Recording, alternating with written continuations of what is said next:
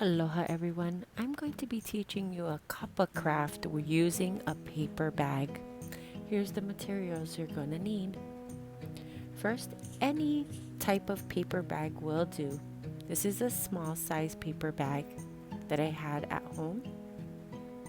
You also need some scissors, as well as some Sharpies or a Sharpie.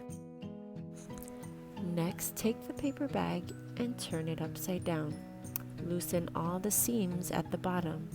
Carefully do this so you don't rip the paper bag too much.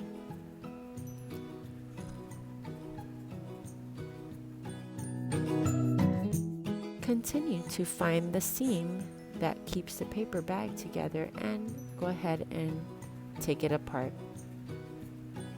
to make the paper bag longer. Next, continue to take off the handles carefully without making any holes.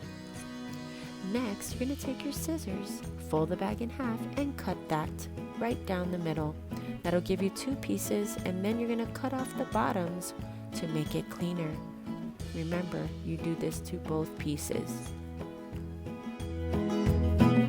Next, I like to fold my paper in rows. You can fold it in rows going across or maybe up and down, depending on what you want, or even in a diagonal.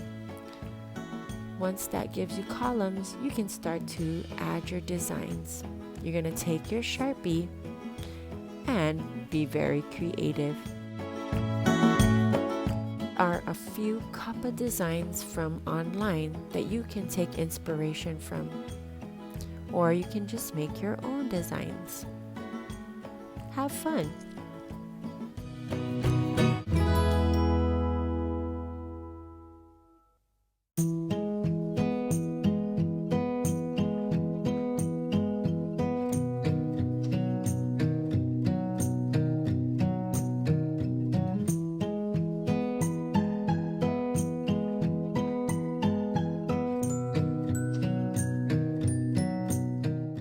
Once you're all done, take a look at the hard work you've done and add color if you want.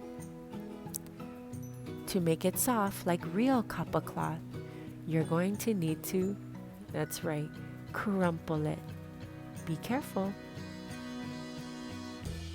After you open it up and repeat this process again. The more you do it, the softer your paper bag will turn, which will be just like real kapa cloth.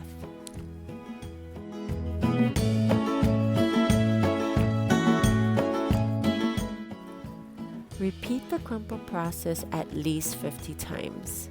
That will make your kapa very soft. Thanks for joining me. Ahui ho, malama pono.